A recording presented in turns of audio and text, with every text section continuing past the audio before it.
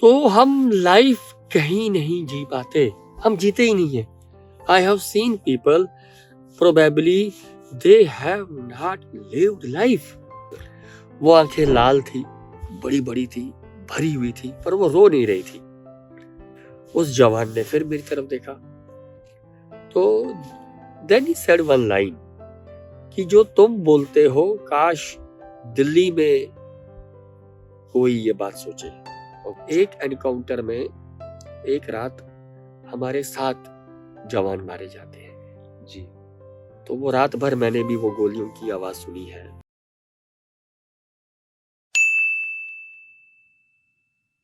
नमस्ते दोस्तों, मेरा नाम है वीरेंद्र विक्रम सिंह और आज आप देख रहे हो डुग्गर विरसा का एक एक्सक्लूसिव नया एपिसोड, जिसमें हमारे साथ एक बहुत ही खास पेशकश हमारे साथ बैठे हैं the soldier story teller mister Vikas Manhas जी।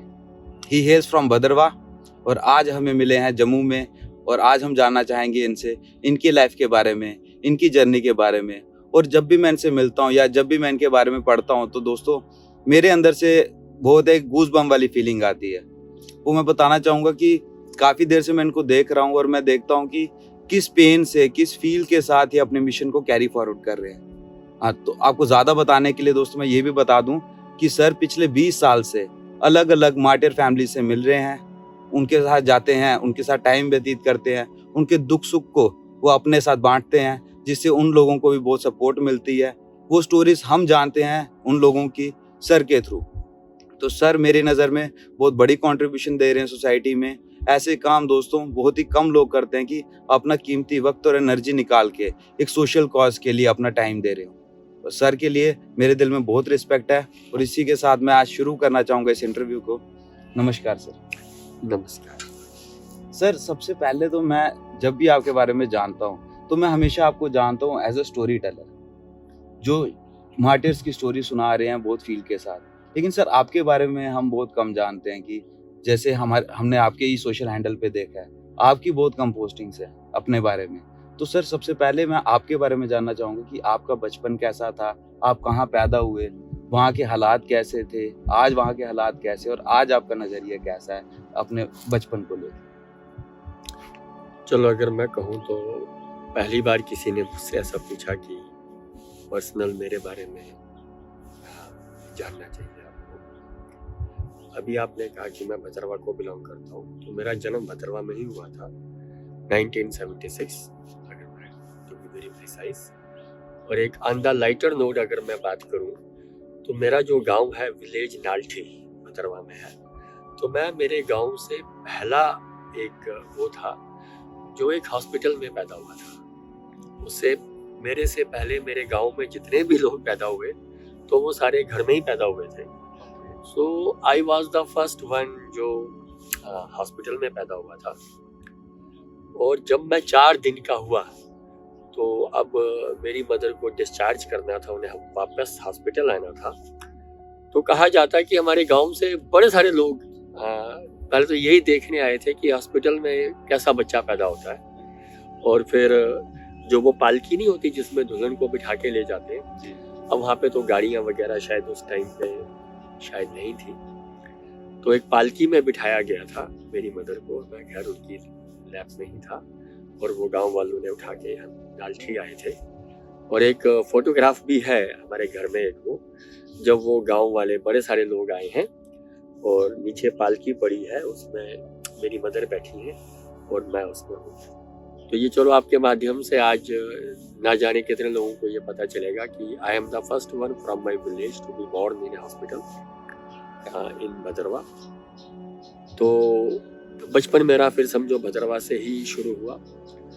मेरे माता पिता दोनों ये J&K स्कूल बोर्ड जो हमारा स्टेट एजुकेशन है उसमें टीचर्स थे। तो my mother was posted in Kishtwar 1980। तो फिर हम जब मैं 4 साल का था तो मैं किश्तवाड़ चला गया। तो किश्तवाड़ में ही एक न्यू वेरा पब्लिक स्कूल उस टाइम पे था, अभी भी शायद होगा। तो स्कूल से मैंने अपनी पढ़ाई शुरू की, न्यू वेरा पब्लिक स्कूल से। तो 5th तक मैं उस स्कूल में पढ़ा। तो 5th में किसी कारणवश हमें जम्मू आना पड़ा। तो जब हम जम्मू आए तो जम्मू में बड़ा प्रोमिनेंट एक स्कूल अभी भी है, दीवान बद्रीनाथ विद्या मंदिर। जी। तो we came in the month of October, हम अक्टूबर महीने में जम्मू आए थे। ओके। तो अब एडमिशन के लिए थ्रू मेरे डैड किसी को स्कूल में जानते थे, तो उन्होंने रिक्वेस्ट किया कि सेशन के बीच में ही अब एडमिशन देना पड़ेगा, ऑल दैट स्टफ। तो अब मैं मेरी मदर के साथ स्कूल जाता हूँ। तो स्कूल की जो एडमिनिस्ट्रेशन थी, दे सेड कि ठीक है, हम इनका छोटा सा टेस्ट टाइप लेंगे, फिर देन इफ ही परफॉर्म्स तो हम इनको एडमिशन दे देंगे। ओके। तो प्रिंसिपल मैम के रूम में समझो हम बैठे थे, तो तरसेम मैम, मुझे देखो नाम भी याद है, शी वॉज कॉल्ड, मैम आए, तो उनको कहा गया कि आप इसे ले जाइए, इसका थोड़ा सा एक टेस्ट टाइप लीजिए, फिर हमें बताइए क्या फीडबैक है। तो मैम मुझे क्लासरूम में लेके जाती है, तो मुझे कुछ व्हाटएवर, अब तो मुझे याद भी नहीं उन्होंने मुझसे क्या क्या डिस्कस किया, क्या क्या पूछा, दैट में है वो 5-10 मिनट तक चलता रहा। उसके बाद जब हम वापस आए तो तरसेम मैम ने प्रिंसिपल मैम को ये बोल दिया, हाँ, he is fit to be given admission in 6th। Okay. जबकि प्रैक्टिकली हम 5th के लिए गए थे कि हमें 5th में ही एडमिशन चाहिए। ओके। हुआ क्या था, जब हम जा रहे थे तो क्लास ना मैम ने पूछी ना बताई गई। ओके। तो अब ये मिसकम्युनिकेशन था या मिसअंडरस्टैंडिंग थी, क्या थी, जैसे ही उन्होंने कहा कि ही इज फिट फॉर 6th, मैं तो थोड़ा सा ऐसे चौंक सा गया। तो मेरी मदर ने भी कुछ नहीं कहा, and the school put us in the 6th class. Okay. Okay. और मैं अगर इसको एक अभी मैं चलो ये बात कहूँ, ये शायद मेरी फैमिली के बाद आज ये बात पहली बार बाहर आएगी। ओके। मैंने 5th के एग्जाम्स दिए ही नहीं, क्योंकि हमारे वहाँ पे एग्जाम्स अभी होने थे, उससे पहले ही हम आ गए थे। तो अब चलो हम 6th में तो आ गए, तो अक्टूबर में शायद ये था, तो नवंबर में मैंने समझो क्लासेस शुरू की होंगी, तो फरवरी में ही एग्जाम हो गया उस साल दीवान बद्रीनाथ स्कूल में। तो बड़ी मुश्किल से मैंने वो पासिंग मार्क्स जिसे कहते हैं ना, कि चलो बस फेल नहीं हुए। Okay. So in 1 year I did my 5th and 6th। फिर मैं जम्मू आ गया, फिर मैंने 12th तक मैं दीवान बद्रीनाथ विद्या मंदिर स्कूल में ही पढ़ा। एक अच्छा एक्सपीरियंस रहा उस स्कूल में भी। फिर उसके बाद मैंने GGM साइंस कॉलेज से ग्रेजुएशन किया। फिर 3 साल ग्रेजुएशन करने के बाद मैंने बॉम्बे यूनिवर्सिटी से मास्टर्स इन मैनेजमेंट किया। तो फिर वहाँ से वापस आके मैं और मेरे बड़े अच्छे दोस्त जो स्कूल में भी मेरे साथ पढ़े थे, कॉलेज में भी मेरे साथ, और हम एक ही लोकेलिटी में भी रहते हैं, मिस्टर सुनील गुप्ता। ओके। तो then we both opened a institute. Okay. एक इंस्टीट्यूट खोला गया। तो 5-6 साल मैंने भी उनके साथ वहाँ पे कंटिन्यू किया, where we used to teach. फिर उसके बाद आई ऑप्टेड आउट और मैं दोबारा बाहर ये वो सब काम करने चला गया। सो नटशेल यही मेरी लाइफ की जर्नी है। Born in Bhadarwah, schooling started in Kishtwar, Jammu, Bombay, teaching experience and सब छोटा मोटा मेरा कॉर्पोरेट का भी एक्सपीरियंस है। ओके। ओके। तो सर एक बात तो चलो आज अच्छी हो गई कि मैं भी आपका GGM साइंस कॉलेज का जूनियर निकल गया। ओके। और आई फील ऑनर कि मैं अपने सीनियर का इंटरव्यू ले रहा हूँ, जो कि एक इतनी प्रोमिनेंट पर्सनैलिटी भी बन चुके हैं आप। नहीं सर, तो सर मैं आपसे ये भी जानना चाहूँगा साथ में कि जब आप एक नॉर्मल बच्चे की तरह चल रहे थे, जब आप लोग आपको सिर्फ जानते थे विकास मनास के नाम से, तो फिर उसके बाद सर ये आइडिया कैसे आया आपको एक स्टोरी टेलर बनने का, या ये जो खिताब मिला आपको लोगों से सोल्जर स्टोरी टेलर, तो ये जो आइडिया है सर, इसके बारे में सर कुछ जानना चाहूँगा कि इसकी जर्मिनेशन कैसे हुई और आज ये किस मुकाम पे पहुँचा है सर। जैसे कि आई टोल्ड यू कि आई बिलोंग टू भद्रवा जी। और अगर मैं अर्ली 90s या उस डेकेड की बात करूं तो भद्रवा में भी हालात अच्छे नहीं थे। ओके। टेररिज्म था, जो आज हम कश्मीर में कुछ थोड़ा बहुत देखते हैं उससे तो बहुत ज़्यादा हमारे भद्रवा में भी था। ओके। 89-90 में जब कश्मीर से हिंदुओं का सबका पलायन हो गया जी। तो जो वो रेडिकलाइज्ड एलिमेंट था तो उनका एक पूरा थ्रस्ट जम्मू रीजन पे भी आया। ओके। तो उस जम्मू रीजन में वन वेरी प्रोमिनेंट एरिया जो उनका टारगेट एरिया था वो भद्रवा था। तो वहाँ पे भी बहुत अलगाववाद था, टेररिज्म था। तो 94 की बात है, जब मैंने 12th के एग्जाम्स दिए थे तो मैं भद्रवा गया था, किसी काम से ही गया था। तो वहाँ पे एक एनकाउंटर में एक रात हमारे 7 जवान मारे जाते हैं जी। तो वो रात भर मैंने भी वो गोलियों की आवाज़ सुनी है बाकी सब लोगों की तरह। और तब ये आज की तरह सोशल मीडिया या नॉर्मल तो इन्फॉर्मेशन तो कहीं पास होती नहीं थी जी जी। तो सुबह तक हमें तो यही नहीं था पता क्या हो रहा है, पर सिर्फ गोलियां चलने की आवाज़ आती थी। तो जब वो सब हुआ, जब सुबह पता चला कि वी हैव लॉस्ट 7 सोल्जर्स, तो एक और मैं इसी जगह पे आपके माध्यम से सबको बताना चाहता हूँ, जिस तरह आज हम देखते हैं अगर किसी सोल्जर अगर कहीं वीर गति को प्राप्त होता है तो उसके मॉर्टल रिमेन्स घर आते हैं, फिर एक उसका क्रिमेशन होता है जैसे हम आजकल देखते हैं। पर कारगिल युद्ध 99 से पहले मॉर्टल रिमेन्स घर नहीं आते थे। तो उनका वही बैटल जोन के कहीं आगे पीछे फिजिबल सी जगह पे उनका संस्कार होता था। अब जैसे कि ये इंसिडेंस 94 का है, तो ये जो सोल्जर्स थे इनका भी क्रिमेशन भद्रवा में ही। तो वो जो क्रिमेशन का जो वो रिचुअल्स थे उनमें पुलिस, एडमिनिस्ट्रेशन, आर्मी के साथ बड़े सारे हम गांव वाले भी जुड़े हुए थे। तो उन बड़े सारे गांव वालों में एक मैं भी था।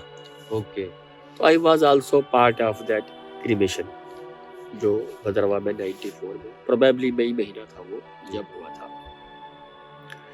तो जब वो क्रिमेशन हो रहा था तो मेरे दिमाग में कैसे एक आइडिया सा आया कि जब ऐसी कोई सिचुएशन मेरी फैमिली में जनरेट होती है तो बड़ी बार क्रिमेशन डिले होता है। तो डिले होने का कारण क्या होता है, कोई तो घर का सदस्य कहीं जम्मू में है या बाहर गांव गया हुआ है जी, जॉब के सिलसिले में या किसी भी उससे, तो वी वांट हिम और हर टू कम, वो भी एक बार अंतिम दर्शन कर ले। एक ये फिलॉसफी थी जी। और कई बार हम 1 दिन 2 दिन भी वेट करते थे, संस्कार होता ही नहीं था कि कोई बाहर से आ रहा है। तो मैंने ये जो कंसर्न था ये मैंने वहां पे खड़े जवान से पूछा कि सर ऐसे ऐसे होता है, इन लोगों का भी तो कुछ होगा। तो वो जो कोई भी था उसने मेरी तरफ देखा, उसने देखा कोई 15-16 साल का लड़का है, थोड़ा ज्यादा इमोशनल या भावुक हो गया है। तो उसने मुझे थोड़ा पैसिफाई करने की कोशिश की, कुछ जस्ट कंसोल करने की। तो समहाउ मैं उसके वर्ड्स से इतना कंफर्टेबल नहीं हुआ, तो मैंने एक और सवाल उनसे पूछ दिया। मैंने कहा चलो अगर इनको लेके ये जाना पॉसिबल नहीं है तो जो इनके घर के जो लोग हैं आप उन्हें ही बुला लो। जी बिल्कुल, जिसके आते जाएंगे उसका क्रिमेशन करते जाएंगे, आज नहीं किया कल किया क्या फर्क पड़ता जी। उस जवान ने फिर मेरी तरफ देखा, तो then he said one line कि जो तुम बोलते हो काश दिल्ली में कोई ये बात सोचे। तो उस वक्त मेरे दिमाग में ये ख्याल आया कि प्रोबेबली ये सारे सोल्जर्स दिल्ली या आसपास के रीजन के होंगे, या हालात भी बड़े खराब हैं तो वो भी आना नहीं चाहते होंगे। तो मुझे ख्याल आया। तो जैसे आज मैं आपसे बात कर रहा हूँ, तो उसके कई सालों बाद मैं किसी से ये बात कर रहा था, तो उन्होंने मुझे ये कहा कि दिल्ली से उसका मतलब सरकार रहा होगा। तब तक मुझे यही लगता था कि शायद वो परिवार ही नहीं आना चाहते, व्हाटएवर जो मेरा थॉट था। तो संस्कार इतने में वो संस्कार हो गया। आई मीन उनको आग दी गई। हमारे भद्रवा में उसको बोलते हैं दाग लगना। दाग लगने का मतलब जब चिता को आग दी जाती है हम कहते हैं दाग लग गया। हमारी भद्रवाई में एक लोकल कल्चर के हिसाब से तो दाग लग गया। तो suddenly I burst into the tears, मैं रो ही पड़ा मैं। अब वो जो जवान था जो मेरे साथ ही खड़ा था, he just grabbed me, उसने मुझे पकड़ लिया जस्ट टू कंसोल मी की कोई बात।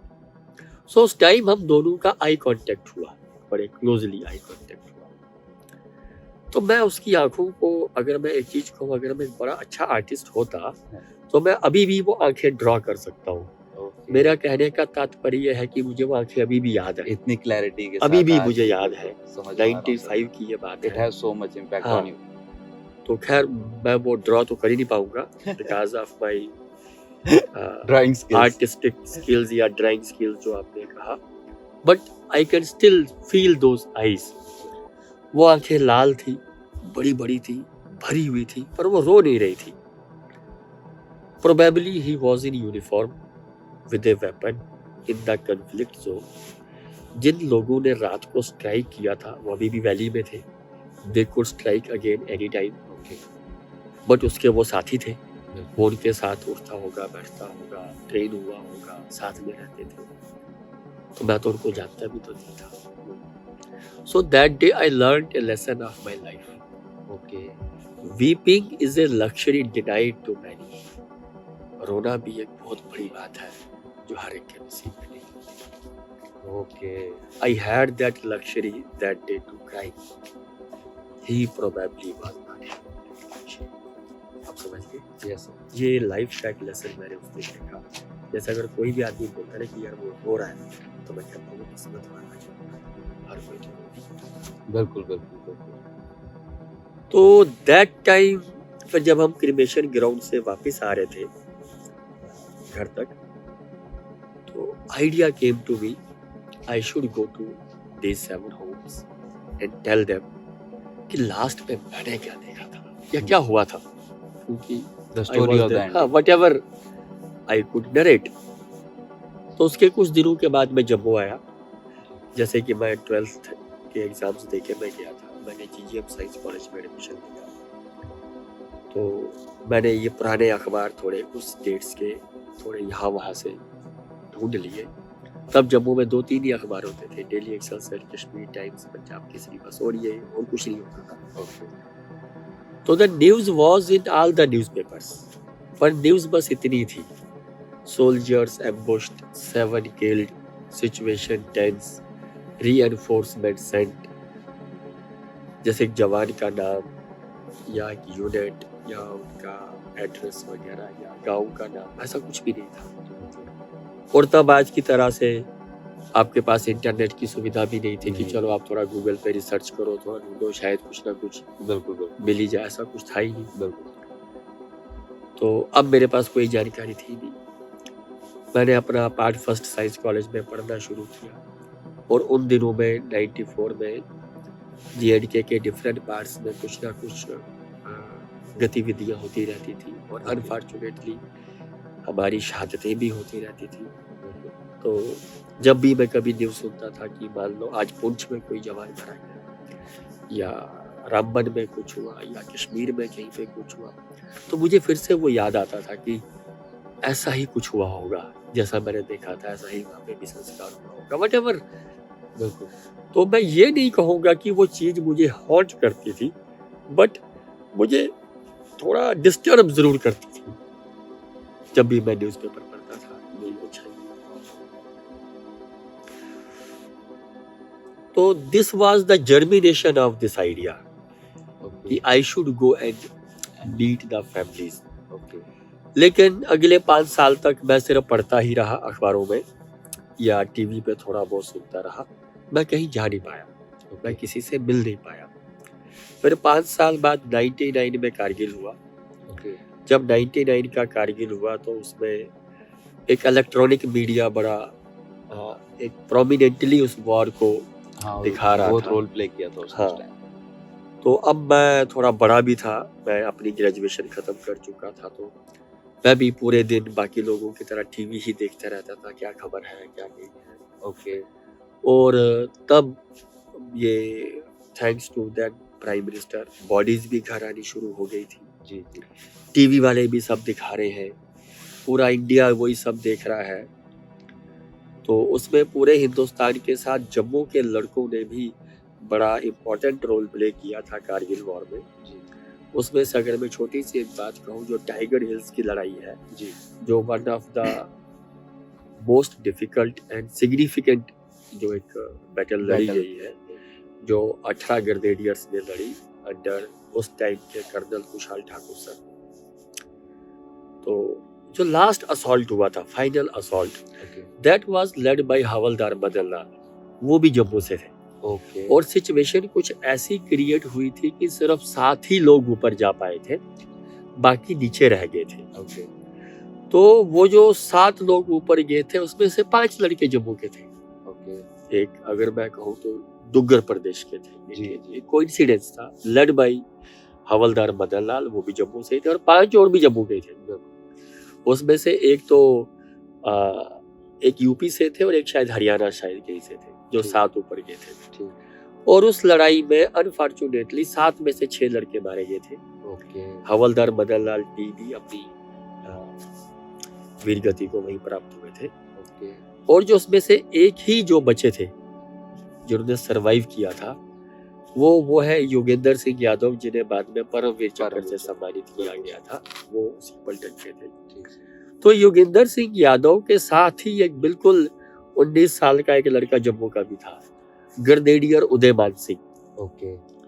तो 5 जुलाई की ये बात है, तो 6 जुलाई को समझो उनका अखबार में आया कि जम्मू से ऐसे ऐसे इतने लोग हमारे मारे गए। और उदयमान सिंह के बारे में भी एक राइटअप आया, ब्रीफ आया कि वो शामाचक गांव के रहने वाले हैं जी, ऐसे ही हुआ है। तो तब मैंने देखा कि अब मेरे पास एक जवान का नाम है, एड्रेस है, घर भी मेरी रीच के पास ही है। तो आई डिसाइडेड कि अब मैं इनके घर जाता हूँ। Okay. लेकिन वो एक थोड़ा आप हेजिटेशन को हो या what ever word you can use, तो मैंने समझो अपने एक साइंस कॉलेज में पढ़ रहे मेरे एक दोस्त से बात की। मैंने कहा यार ऐसे सब चलते हैं। तो उसने बोला है चलते हैं, चलो कल चलेंगे, परसों चलेंगे, करते करते 8-10 दिन हो गए। देन आई रियलाइज्ड कि शायद ये तो जाएगा ही नहीं। Okay. फिर मैंने दूसरे से बात की, तो कई लोगों से मैंने बात की, यार मैं ऐसे ऐसे वहां जाना चाहता हूँ। तो मुझे लोगों ने पूछा, अरे तुम क्या उसको जानते थे या तुम्हारा कोई रिश्तेदार था या वट एवर। That तो typical मैं question. कहूँ कि यार ऐसा कुछ भी नहीं था, तो फिर क्यों जाना है। तो मेरे पास वो क्यों जाने का भी कोई आंसर नहीं था। मैं बस ये कहता था कि मैं जाना चाहता हूँ। हाँ ठीक है कल चलेंगे, मना भी किसी ने नहीं किया, Okay. बट कोई गया भी नहीं। ठीक। तो अगर मैं कहूँ तो 2-3 महीने इसी में ही निकल गए। ठीक ठीक। Then all of a sudden one day I realised कि कोई नहीं जाएगा। तो 99 की शायद ये विंटर्स का ही टाइम था, मैं एग्जैक्ट मंथ या डेट तो मुझे याद नहीं है। वन डे आई डिसाइडेड कि मैं खुद ही जाता हूँ और तो कोई नहीं जाएगा। बहुत सही। तो मैं समहाउ मेटाडोर में बैठ के मैंने शामाचक पहुंचा, वहाँ उतरा। वहाँ पे मैंने जिस पहले ही इंसान से बात की कि मैं उदयमान सिंह के घर जाना चाहता हूँ, तो उसने ये घर बता दिया। खेतों के बीच में खुला सा घर था। तो मैं उनके घर गया। तो अब गांव के घर में गेट वगैरह तो होता नहीं है जी। खुला सा आंगन बेड़ा जैसे गांव का घर होता है। तो मैं बड़ी हिम्मत करके चला ही गया। मैंने उनका दरवाजा जब खटखटाया तो एक 15-16 साल की एक लड़की ने दरवाजा खोला। तो उसने पूछा आप कौन हो? तो मेरे मुंह से ये निकल गया कि मैं आपकी मम्मी से मिलने आया। मैंने शायद उसको अपना नाम भी नहीं बताया। तो अभी शायद उनके घर उन दिनों लोग आते ही होंगे। तो उसने मुझे कहा ठीक है आइए। तो उसने मुझे एक रूम में जाके बैठने को कहा। वो रूम क्या था, एक रूम था। उस रूम में कुछ भी सामान नहीं था, सिर्फ नीचे दरी बिछी हुई थी और उसकी दीवारों पे कुछ फोटोग्राफ्स थे। तो मैं जाके दरी पे बैठ गया। ये लगभग सुबह 11 बजे की बात है। तो थोड़ी देर में आंटी उदयमान सिंह की मम्मी है, तब तो मुझे नहीं था पता। समझो कि एक आंटी आके मेरे बिल्कुल सामने बैठ जाती, बिल्कुल पास में, जितनी दूरी पे शायद ये कैमरा है। बैठ वो सर ऐसे रख के बैठती है, मैं भी ऐसे ही बैठा। अब मुझे लगा ये थोड़ी बात करेंगी, कुछ ये होगा। अब उनके भी दिमाग में कुछ होगा। अब वो भी मुझसे बात नहीं कर रही, मैं भी उनसे बात नहीं कर रहा हूँ, चुप हूँ। मैं फिर भी कभी यहाँ देख रहा हूँ, कभी यहाँ देख रहा हूँ, कुछ नहीं। 1 बजे तक लगभग 2 घंटे उस कमरे में ना कोई आया ना कोई गया। उस जमाने में मोबाइल भी नहीं था कि आपका फोन बजता। ना मैंने एक शब्द कहा, ना आंटी ने एक शब्द कहा। हम 2 घंटे बिल्कुल ऐसे चुपचाप बैठे रहे। तो लगभग 1 बजे के आसपास आंटी ने थोड़ा सा सर ऊपर करके मुझे कहा, चाय पियोगे? तो मैंने कहा चाय पियो। तो आंटी अंदर जाती है। चाय बनने में जो 4-5 मिनट लगते हैं, तो वो 1 कप चाय लेके आती है। तो मुझे चाय का कप दिया जाता है। अभी मैं चाय लेके ऐसे बस यहाँ तक ही लेके आता हूँ, तो आंटी मुझे ऐसा बोलती है, वो दीवार पे लगी फोटोग्राफ देख रहे हो? अब बस फोटोग्राफ की तरफ देखता हूँ। फोटोग्राफ क्या थी? वो जो गांव की खाट नहीं थी, चारपाई, जी जी जी। उस खाट पे आंटी बैठी है और आंटी की गोद में उदयमान सिंह बैठा हुआ है। कहती ये जब वो छुट्टी में आया था ना, ये मई महीने की फोटोग्राफ है। कितना सुंदर था ना मेरा बेटा, और बहुत स्मार्ट लड़का था Udayman Singh, very handsome, very smart. मैंने कहा अब आंटी बोल रही है मतलब कि अगला 1 घंटा वो कंटिन्यूसली बात कर रही है और मैं सिर्फ ऐसे कर रहा हूँ, हाँ बाकी मैं उसकी स्कूलिंग बता रही है, वैसे करता था, फिर वो घर से चला गया, खुद ही भर्ती हो गया, उसके ये ऐसे थे, टीचर उसके वैसे थे, मुझे बड़ा प्यारा था। रात को जब लाइट जाती थी मैं पूरी रात उसको मच्छर भगाती थी, क्योंकि जैसे एक माँ की जो सारी बातें होती हैं, पता नहीं उसने वो पहाड़ियाँ कैसे चढ़ी होंगी, ये वो बोली जा रही है। और मुझे वो 1 कप चाय पीने में 1 घंटा लग गया वैसे। हाँ, तो लगभग 2 बज गए होंगे, चाय खत्म हो गई। फिर वो मुझे बोलती है भूख लगी है, खाना खा के जाओ।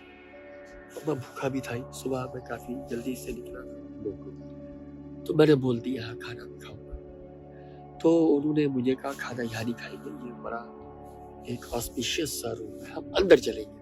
ठीक, अब हम अंदर समझो कंपाउंड में चलेंगे उनके। ठीक, वहाँ मुझे वो लड़की दोबारा मिलती है जो मुझे सुबह मिली थी। अब आंटी उसे बोलती है अरे फटाफट गरम गरम फुलके बनाओ, इनको खाना दो। Then I came to know ये उदयमान सिंह की छोटी बहन है, एंड दे आर 2 सिस्टर्स, एक ये है और एक और भी छोटी बहन है। फिर मुझे दाल सब्जी जो भी कुछ उनके घर पे बना था, मुझे बड़े रेस्पेक्टफुली वो दिया गया, मैंने भी खाना खाया। अब थोड़ी थोड़ी बात मैं भी कर रहा हूँ, ज्यादा नहीं बट ऐसे ही ये भी था। तो लगभग 3 बजे के आसपास अब मुझे लगा मुझे वापस जाना चाहिए, क्योंकि मुझे मैटाडोर वगैरह में भी आने में 1 घंटा तो कुछ लग ही जाना था। तो मैंने उनसे कहा अच्छा मैं चलता हूँ। तब मुझे आंटी ने पूछा कितनी छुट्टी आए हो? मैंने कहा छुट्टी? कौन सी छुट्टी? तुम 18 ग्रेनेडियर्स से नहीं हो? ओके। मैंने कहा नहीं नहीं, मैं तो फौज से ही नहीं हूँ। तो फिर तुम कौन? तो मैं तब थोड़ा डर सा गया, क्योंकि आई रियलाइज्ड कि आंटी ने मुझे अभी तक यही समझा है कि मैं उसकी यूनिट से आया हूँ, कलीग। हाँ, उन्होंने भेजा होगा या खुद ही आया होगा। अब मैं तो वो हूँ नहीं। तो वो जो 5-6 जुलाई की जो अखबार थी, एक्सेलसियर की जो कटिंग थी, वो मेरे पास थी। तो मैंने समझो अपनी जेब में से वो निकाली, मैंने कहा आंटी ये अखबार में आया था। तो मैंने ये देखा था और मैं ये तालाब तिल्लो में ही रहता हूँ। अच्छा तालाब तिल्लो में। तो तब तक आंटी मेरे से हिंदी में बात कर रहे थे, तब उन्होंने मुझे डोगरी में पूछा फिर क्या लिया है? तो फिर मैंने उनसे कहा कि बस मैंने जब ये अखबार में पढ़ा था तो मैं बस आना चाहता था, काम कोई भी नहीं था, कोई एजेंडा नहीं था, कोई ऑब्जेक्टिव नहीं था, पर्पस कोई नहीं। हाँ, पर्पस कोई था ही नहीं। बट जब मैंने ये अखबार में पढ़ा तो मुझे ये था कि मुझे आपसे मिलना चाहिए, और मैं बड़े दिनों से आने की कोशिश कर रहा था, मैं आ नहीं पा रहा था।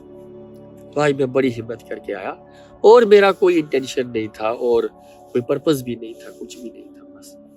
और मैं थोड़ा बड़ा डर के अब कहीं पता नहीं ये इस चीज को कैसे रिएक्ट करें, क्या हो क्या। तो उन्होंने कहा अच्छा किया तुम आए, फिर आना, आते रहना। तो ये मैं शायद नवंबर दिसंबर के महीने में 99 में ब्रिगेडियर उदयमान सिंह के घर गया था। तो तब से लेके आज अब 23 साल हो गए, मैं उसके घर शायद 100 या उससे ज्यादा बार जा रखा हूँ। अब तो मुझे पता नहीं।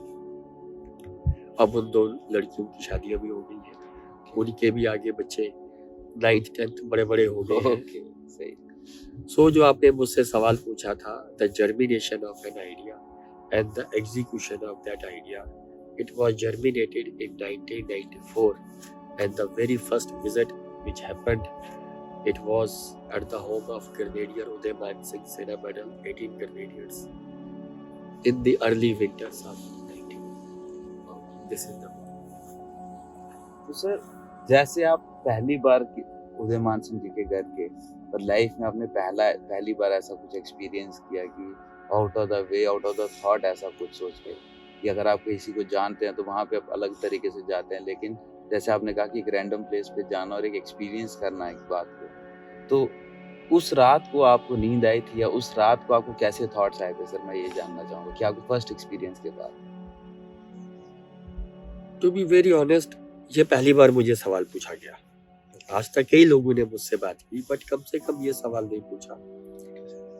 अब ऑनेस्टली मुझे एक चीज एडमिट करनी चाहिए, मुझे भी ज्यादा याद नहीं होगा उस रात क्या हुआ था। ओके, मतलब to be very honest. Okay, but इतना मैं अगर आपसे कहूँ, मैं डिस्टर्ब नहीं रहा होगा। ओके, जो मुझे लगता है कहीं ना कहीं विच आई कैन, क्योंकि अगर मैं डिस्टर्ब हुआ होता, कुछ हुआ होता, तो वो फिर एक चीज याद रहती है। बिल्कुल। तो it must have been a normal night. ये एट द मोस्ट ये कि जो मैं 5-6 साल से प्लान कर रहा था किसी सोल्जर के घर जाना, तो मैं जा पाया। तो वो शायद एक यही फीलर रहा होगा कि I could do something which I wanted to do okay, for a long time. And और एक नॉर्मल रात ही रही होगी, what I can recall as of now. मुझे नहीं था पता ये सवाल पूछा जाएगा, नहीं तो मैं 22-23 साल पहले उस रात के बाद में थोड़ा उसको आई कुड हैव। हाँ, it's a very good question. अगर मैं एक बात कहूँ तो सर, मुझे भी अभी क्योंकि बात करते करते रैंडम लिस्ट आई क्योंकि मुझे ऐसा लगता है कि एट लीस्ट डिस्टर्ब रात नहीं थी, पेनफुल रात नहीं थी जो मैं रिकॉल कर पाऊंगा। इतना रहा होगा कि जैसे कोई भी चीज जो आप एक लंबे टाइम से करना चाह रहे हो और फॉर वेरियस रीजंस आप कर ना पा रहे हो, और अगर आप कर पाओ तो whatever that feelings which any human being can have, probably it was the same. Most probably sense of accomplishment तो रही होगी सर, Probably क्योंकि इतना लंबा हाँ, सपना अगर आप 94 से था, 99 में आके तो ये हुआ था। राइट। तो सर, ऐसे ही मैं जानना चाहूँगा कि आपने भांति भांति के लोग देखे हैं, अब आपकी उम्र भी सर 46 ईयर्स हो गई है, तो आप जीवन के बारे में क्या समझते हैं या आपका क्या धारणा है कि जीवन क्या चीज़ है? अब ये पिछले 20-30 सालों में अब मैं जीवन को लेके अगर आप बात करूं, अभी थोड़ी फिलोसफिकल सी बात है इसमें, तो कह रहा हूँ कुछ वैसे आधार पे तो मैं कुछ कह नहीं पाऊंगा।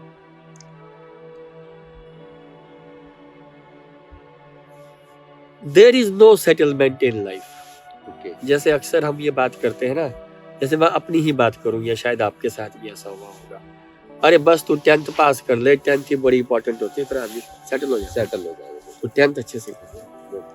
पर जब हम 11th-12th में आते हैं, बस 12th कर ले, ये बोर्ड है, बिल्कुल, इसके बाद फिर जिंदगी सब ये ठीक सब है। बच्चे सुनते आ रहे हैं आप सर, समझिए ना? बिल्कुल, तो बच्चे को लगता है कि चलो 12th ही सेटलमेंट है। बिल्कुल। अरे 12th के बाद एक बार तुझे कहीं इंजीनियरिंग, मेडिकल या जहाँ कहीं पे भी वट अच्छी एवर यू जगह वांट सीट टू मिल डू, गई तो अगर तुझे settle। बस हो गया, बस सेटल हो जाओगे तुम।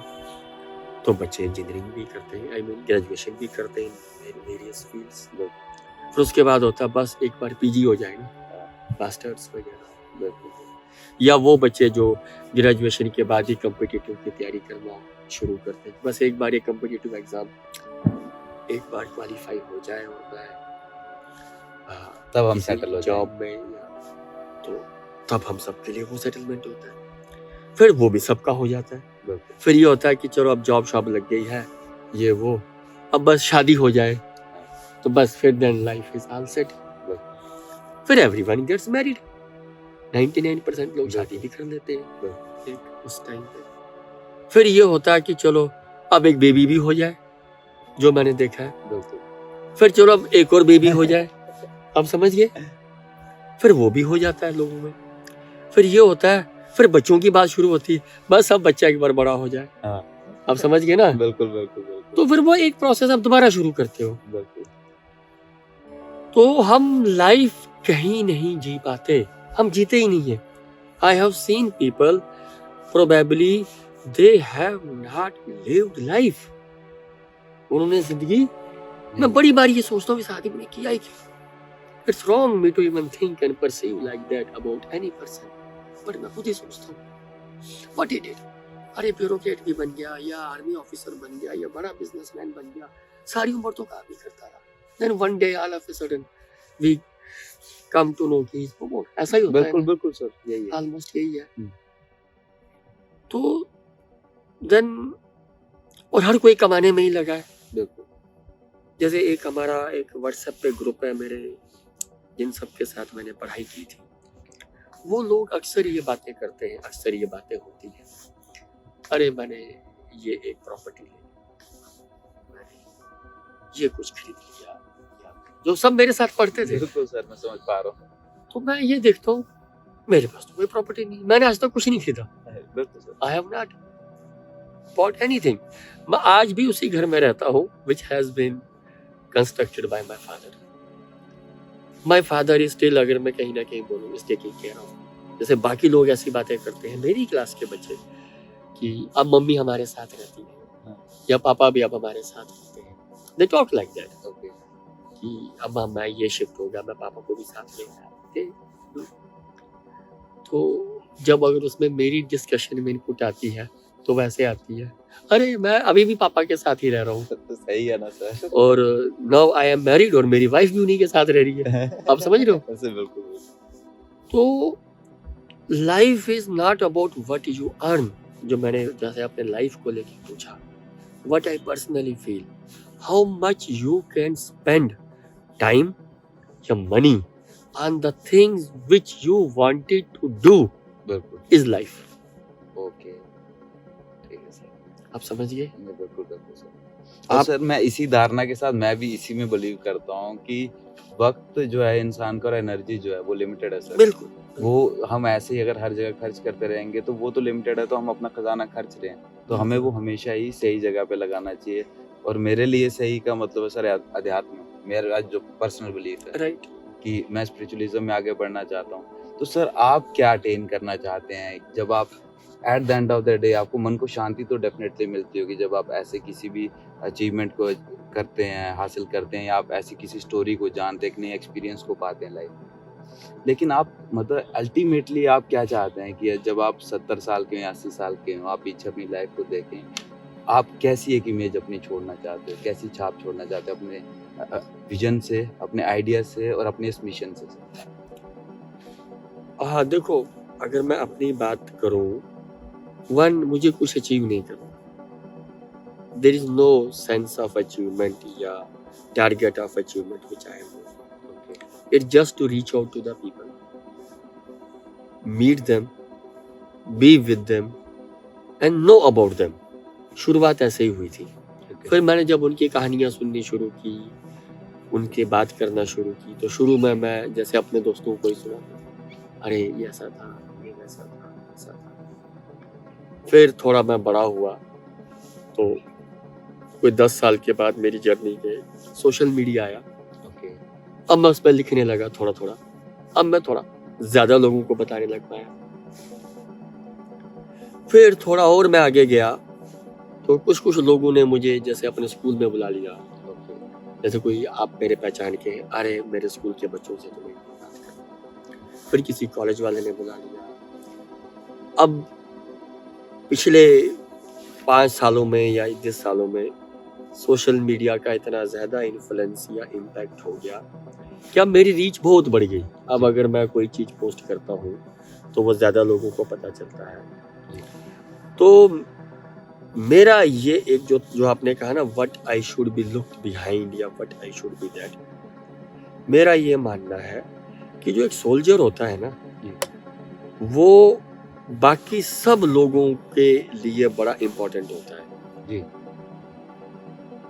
जैसे एक मैं एग्जांपल मैंने एक स्कूल में दी थी। मैं अभी बॉम्बे में एक स्कूल में था, तो मैं बच्चों से मैंने पूछा कि आप में से सोल्जर कौन बनना चाहता है। सिर्फ एक बच्चे ने हाथ खड़ा किया कि मैं सोल्जर बनना चाहता हूँ। मैंने कहा ठीक है। फिर मैंने पूछा आप में से बिजनेसमैन कौन बनना चाहता है। 4-5 बच्चों ने हाथ खड़ा किया कि हम बिजनेसमैन बनना चाहते हैं। फिर मैंने ये पूछा आप में से ब्यूरोक्रेट कौन बनना चाहता है। Another section of people they. फिर डॉक्टर कौन बनना चाहता है। ऐसे ऐसे मैंने सिंगर कौन बनना चाहता है, बड़े कुछ इकट्ठा हुआ। तो फिर मैंने कहा आओ चलो ठीक है। अब मैंने थोड़ा थोड़ा सा ऐसे रिकॉल किया, चलो ये बनना चाहता है, ये बनना चाहता है, ये बनना चाहता है। सोल्जर बनने वाला एक ही था, शायद उसका नाम रोहन था, अगर मुझे गलत अगर मैं नाम नहीं ले।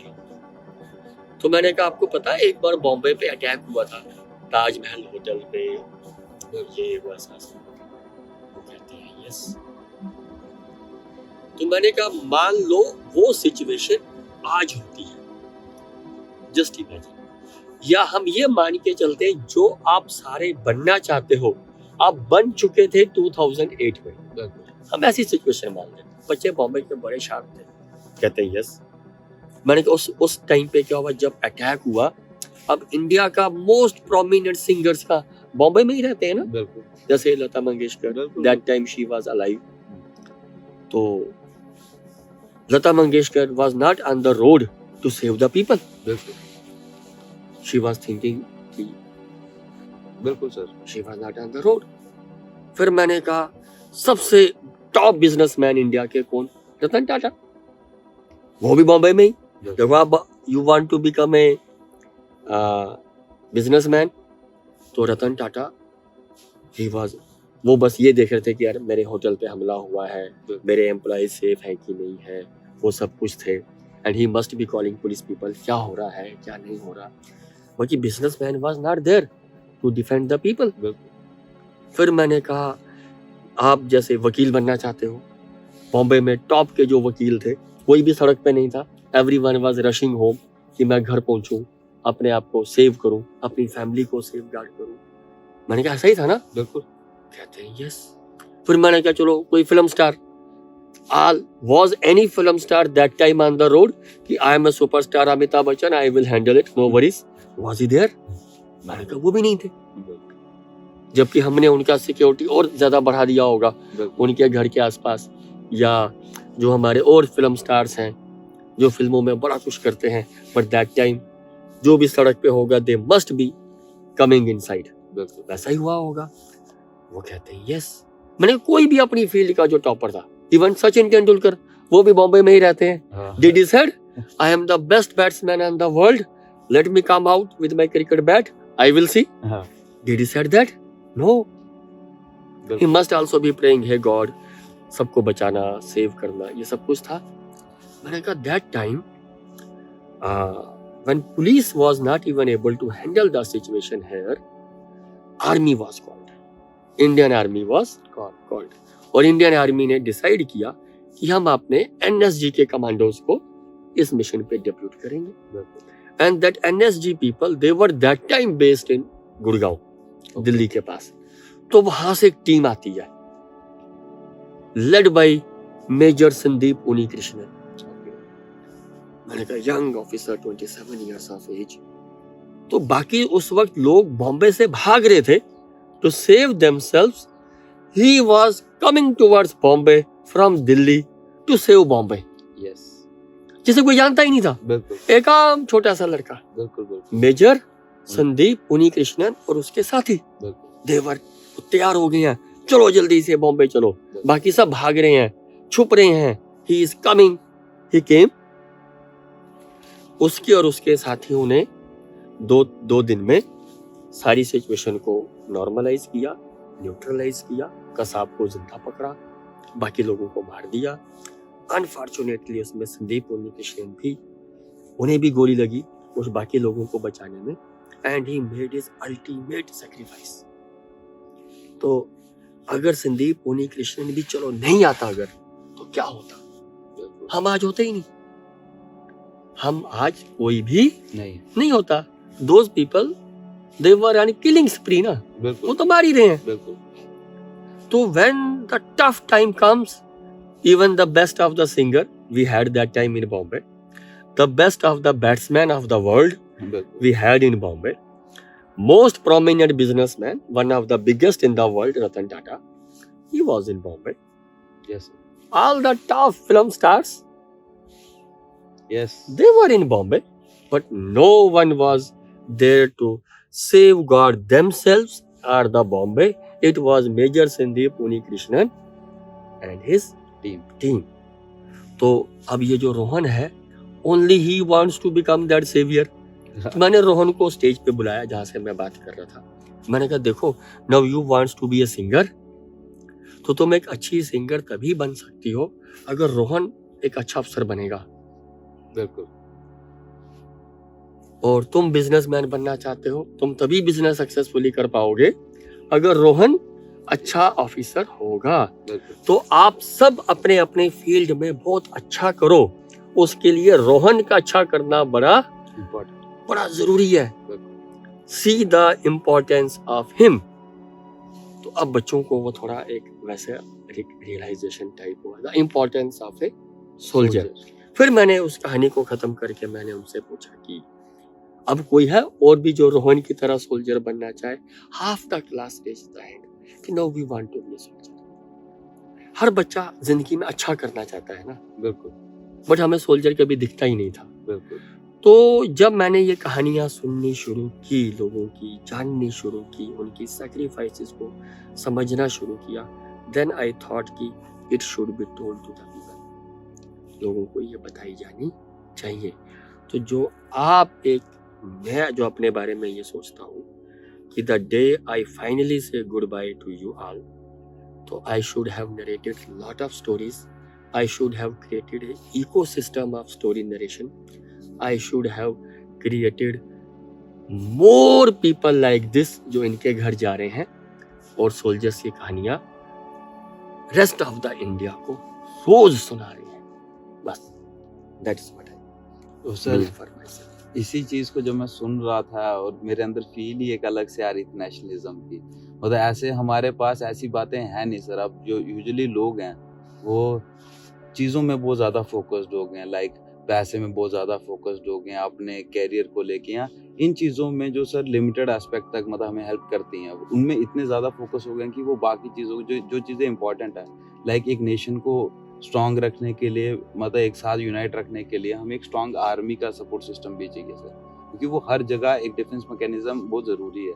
लेकिन डिफेंस मैकेनिज्म स्ट्रांग कब होगा? जब हम अपनी तरफ से उनको वो रिस्पेक्ट, इज्जत, प्यार, अगर कोई सर बलिदान देने की बात ही है, अगर कभी जो सोल्जर्स भी हैं घर पे बैठ के सोचते होंगे, कभी ऑफ ड्यूटी सोचते होंगे कि कल को मैं भी मर सकता हूँ, कल को मैं भी शहीद हो सकता हूँ, मेरी फैमिली है, लेकिन उसके बाद भी उनको हिम्मत रहती है कि सर हमें मिशन पे जाना है और अपना काम एग्जीक्यूट करना है, ताकि हमारे जो घर वाले जो सेफ बाकी हैं वो सेफ रह सकें पीछे। तो सर मुझे लगता है कि जो सोसाइटी है ओवरऑल अभी भी उसमें बहुत कम एक समझ है इस चीज़ को लेके। कुछ लोग हैं जो बहुत सीरियसली और डेडिकेटेडली इस चीज़ को लेके काम कर रहे हैं, जैसे उसमें से आप भी हैं सर, कि जो लोगों के सैक्रिफाइसेस को समझ रहे हैं और लोगों को भी बता रहे हैं कि कितना ज़रूरी है। लेकिन हर बंदा ऐसा नहीं है मेरे हिसाब से सोसाइटी में। तो आपका क्या मानना है इसके बारे में कि सोसाइटी में ओवरऑल धारणा कैसी है इस चीज़ को लेके? सोल्जर्स को रिस्पेक्ट तो सब करते हैं, लेकिन क्या अपना टाइम एनर्जी दे पाते हैं लोग कि उनकी बेटरमेंट के लिए, उनकी लाइफ के लिए या उनकी किन्स के लिए? अगर मैं एक ओवरऑल एक ब्रॉड वे से बात करूं, India is a pro soldiers nation. मैं मोटा मोटा अगर एक बात करूं, शायद ही कोई ऐसा इंसान होगा जो सोल्जर की रिस्पेक्ट नहीं करता, अनटिल और अनलेस उसके कुछ वेस्टेड इंटरेस्ट्स ना हो। बिल्कुल, शायद ही कोई ऐसा हो, चाहे वो पढ़ा लिखा है, अनपढ़ है, जो भी ये मैं मानता हूँ sir. We are a pro soldiers nation. बिल्कुल, हम एक सोल्जर को एक यूनिफॉर्म में देखते हैं, एक सेंस ऑफ बिलोंगिंगनेस और एक सेंस ऑफ प्राइड अपने आप ही ऑटोमेटिक। भले ही आप उससे बात करो ना करो, आप कुछ कहो ना कहो, उसके भी बड़े सारे रीजंस हैं। बिल्कुल, लोग हेजिटेट भी करते हैं, लोग घबराते भी हैं कि पता नहीं वो कैसे रिएक्ट करेंगे, एप्रीहेंशंस बड़ी सारी होती हैं। तो one thing this is very clear, जितना मैंने इंडिया में भ्रमण किया, लोगों से मिला, मैंने बात की, we are a pro soldiers nation, number 1। Number 2, given a chance every individual would like to do something in his or her capacity to a soldier. Okay. Given a chance. मैंने देखा है, मैं कई बार ट्वीट करता हूँ कि इस particular soldier की ये थोड़ी सी फाइनेंशियल प्रॉब्लम है, people come forward, people come forward. मैं कई बार अगर कुछ जो मेरे पहचान के ऑफिसर्स हैं, जब मैं उनसे बात करता हूँ कि ऐसे ऐसे ये सोल्जर है, इसका ये कंसर्न है, आउट ऑफ वे जाके भी उन्होंने what ever best they can do they have done. मैं ब्यूरोक्रेट्स की बात कर रहा हूँ, ओके। मैं कुछ करप्ट डिपार्टमेंट्स की बात कर रहा हूँ जो बिना पैसे लिए तो बात ही नहीं करते, उन्होंने भी बड़ी बार ऐसे काम किए हैं। The only thing is that एक कनेक्ट नहीं है, एक संवाद नहीं है, Okay. जिसके कई कारण हैं, जिसके कई कारण हैं, कुछ गैप्स हैं। अगर वो गैप्स भर दिए जाएं तो मैंने क्या कहा, we are a pro soldiers nation and every individual would love to do something for a soldier, लेकिन वो कर नहीं पाते, उन्हें पता भी नहीं चलता, वो करना भी चाहें तो थोड़ा हेजिटेट भी करते हैं। फौज की भी अपनी लिमिटेशंस हैं, they can't mix up that much with the civil population, जो एक उनकी भी एक प्रोफेशनल हैजर्ड्स हैं। तो लेकिन but of late due to this social media and other mechanisms, लोग फौज के ज्यादा करीब आए हैं और किसी को भी जहाँ पे भी कुछ भी करने का मौका मिलता है, people are doing that. अगर आप मेन स्ट्रीम मीडिया और ये वो को छोड़ दें तो we are a pro soldiers nation, तो वैसी कोई वो धारणा नहीं है। और अगर कल को मान लो हिंदुस्तान पाकिस्तान की अगर लड़ाई भी होती है, जरूरत पड़े, तो हम सिविलियंस भी फौज के साथ लड़ाई में जाने को तैयार हैं। ये जोश तो सर मैंने भी देखा है कि हमारे मतलब जहाँ भी मैं भी जाता हूँ तो ये देखा है मैंने कि हमारे लोगों में ये धारणा तो है। अगर 10 time demands that particular thing, we as a nation will rise to the occasion, we should be rest assured of that. लेकिन सर कई बार मुझे ये भी फील होता है कि सर जैसे लोग दिल से तो बहुत फील रखते हैं, रिस्पेक्ट करते हैं, वो मैंने पहले भी कह रहा था, लेकिन सर लोग जानते नहीं कि कैसे वो, जैसे आपने बोला कि कुछ लोग सोशल मीडिया के माध्यम से आ रहे हैं, हेल्प करते हैं आगे फाइनेंशियली टाइम देके, लेकिन हर जो जन है जैसे हमारे इधर लोकल ही हैं, हमारे अगर हम न्यूज़पेपर उठाएं सर, कोई ऐसा दिन नहीं है जिसमें हमें कोई शहीद के बारे में पता ना चले। हर दिन कोई ना कोई कैजुअलिटी हो ही रही है कश्मीर में मोस्ट प्रॉब्ली। तो हमारे जम्मू कश्मीर से बहुत लोग हैं जिन्होंने अपने बलिदान दिए हैं, लेकिन उन लोगों को एक स्मारक से ज़्यादा अभी कोई जानता नहीं है। मतलब मैं ये लोगों के बारे में नहीं बोल रहा हूँ, लेकिन सर लोग today people are so much busy in their own lifes कि आपको कभी लगता है कि सर बंदों को टाइम निकालना चाहिए कभी अपनी बिजी लाइफ में से इसके लिए कि मतलब जैसे पर्सनली जाएं, जैसे कोई हमारे नियर बाय है तो उनसे मिलना चाहिए, उनकी फैमिली से मिलना चाहिए, इंटरेक्ट करना चाहिए, जैसे आपका खुद का तो मिशन है ही। क्या आपको क्या लगता है ऐसा लोग क्यों नहीं करते होंगे? उसका भी देखो, मैं आपको वही एक बात बताऊं, एक हमने वो चीज लोगों के सामने एक्सपोज ही नहीं की है कि विद इन दिस सोसाइटी एक ऐसी भी सोसाइटी एग्जिस्ट करती है जिन्होंने अपने किसी को खोया है। बिल्कुल, हमें उस चीज का एहसास ही नहीं है।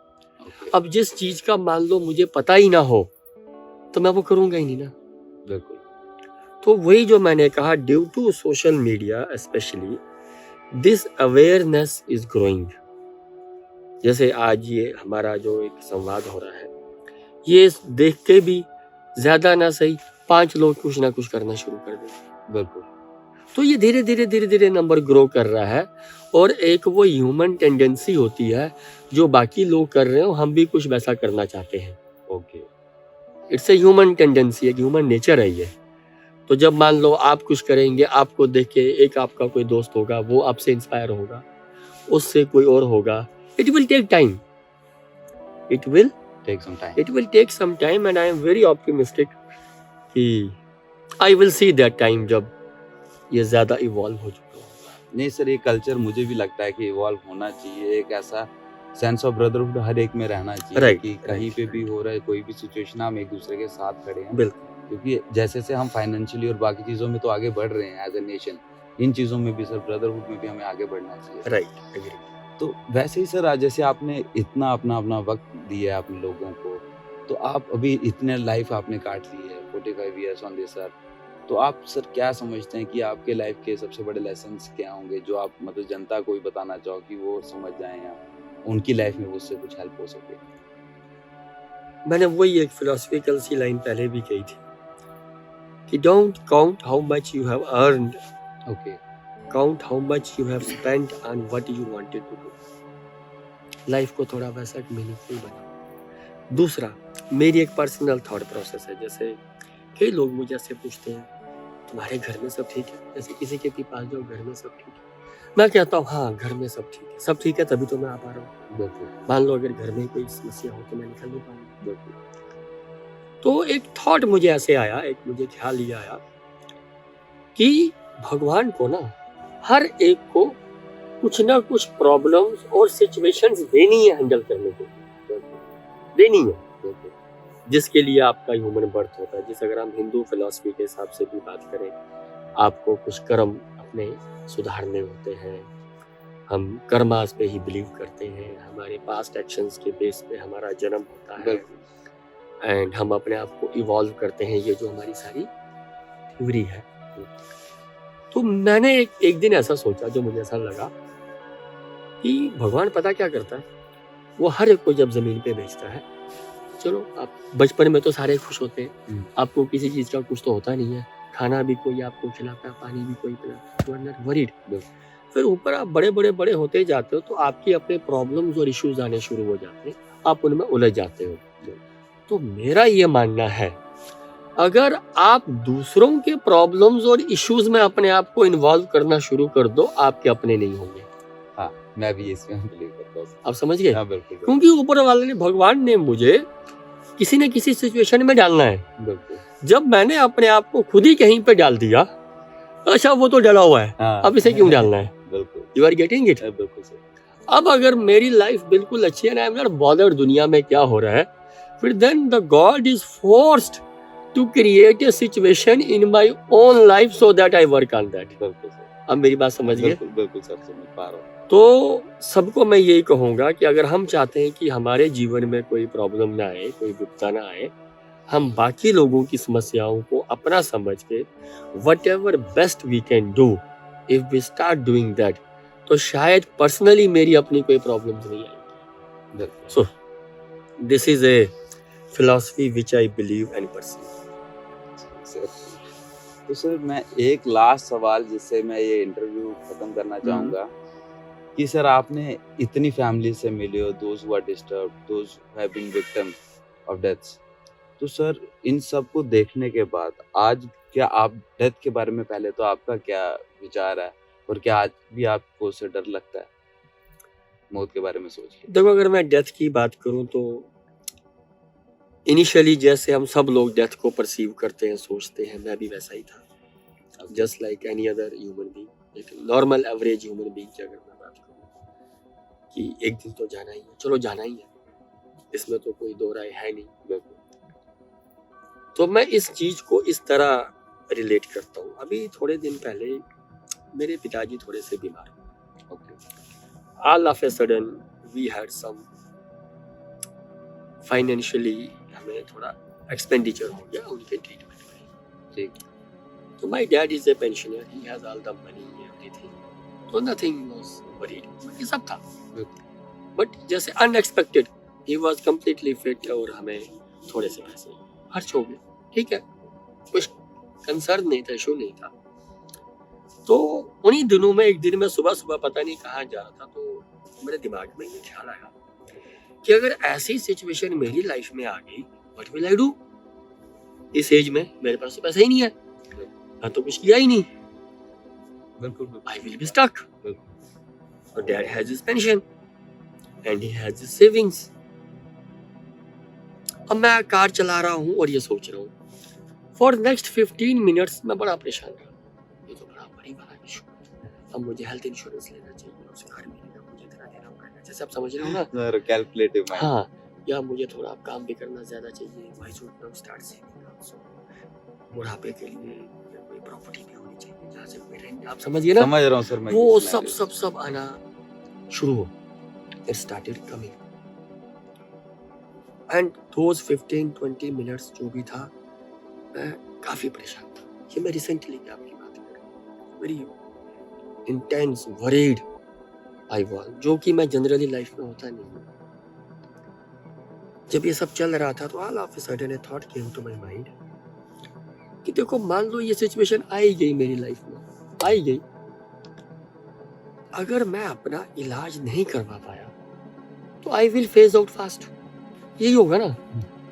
बिल्कुल बिल्कुल मतलब कि मान लो मैं अपना इलाज नहीं करवा पाया, you need money for that, बिल्कुल यू नीड अदर, अब मेरे पास अगर होंगे तो I will drag my little life, if I don't have money I will phase out soon, बिल्कुल इतना ही है। बिल्कुल और अगर मैं ऐसे बीमार हो गया, मैं ड्रैग ही कर रहा हूँ, वो लाइफ तो इतनी मीनिंगफुल भी नहीं होगी। हाँ बिल्कुल I will be just adding, अच्छा मैं इतने साल का हो गया, अब मैं इतने साल का हो गया, जो मैं आज कर रहा हूँ या जो मुझे करना लगता तब मैं ये कर भी नहीं पा रहा हूँ, बिल्कुल ठीक है नहीं, ना जाने कितनी लिमिटेशंस और रिस्ट्रिक्शंस होंगी, बिल्कुल ठीक है ना।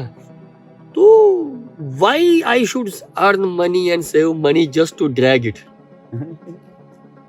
उस टाइम पे हमारा जीएमसी तो फ्री में ही है ना, वहां तक चले जाएंगे, what ever they can do, वो भी तो बेसिक तो वो भी तो करते ही है ना, बिल्कुल बिल्कुल वो भी थोड़े से छोड़ देते हैं, बिल्कुल बिल्कुल तो वो भी कुछ ना कुछ करेंगे। कुछ तो जितने दिन वो मुझे अपने सरकारी खर्चे पे निकाल they are able to sustain me, well and good, otherwise we will move out, why to worry. मैं आज से उस चीज को लेके परेशान होना शुरू कर दूं, अपना सारा रूटीन डिस्टर्ब कर दूं, अपने आप को इतना परेशान कर दूं और टाइम किसी और चीज में डिवोट करना शुरू कर दूं। इट्स बेटर कि जब तक मैं फिट हूं तब तक लेट्स मी डू मीनिंगफुल, फिर तब की तब देखी जाएगी। So death, what I mean is nothing but end of one consciousness, और तो कुछ भी नहीं। ये कॉन्शियसनेस खत्म होगी, नई आ जाएगी, I will be reborn again with new structure, new everything। तो एक वैसा ही है ये थॉट प्रोसेस जो मैंने आपको बताया, ये 5-6 महीने पुराना ही होता था। ओके तो मैं तो सर यही कहना चाहूँगा आपसे इतनी कन्वर्सेशन करने के बाद कि पहले तो आप बहुत ही डीप पर्सनैलिटी हैं और मुझे आज आपसे बहुत कुछ सीखने को मिला और समझने को मिला। लोगों के लिए मैं भी चाहता हूँ कि कुछ ना कुछ अपना टाइम एनर्जी डिवोट करूँ, लेकिन सर ऐसा होता ना कि रास्ते नहीं दिखते हैं। लेकिन आज आपके साथ पर्सनली मिलके और आपका इतना डाइवर्स और इतना रियलिस्टिक विजन देख के मुझे लगा कि हाँ, हम सबको कुछ ना कुछ अपनी लाइफ में और ऐड ऑन करना चाहिए। जितना वक्त है उसको सोसाइटी के लिए कुछ ना कुछ तो करते रहना ही चाहिए। ऐसे लाइफ का कोई पर्पस है नहीं कि हम एसेट्स इकट्ठे करते रह गए, वैल्यू और वर्च्यूज़ में बहुत पीछे रह गए। तो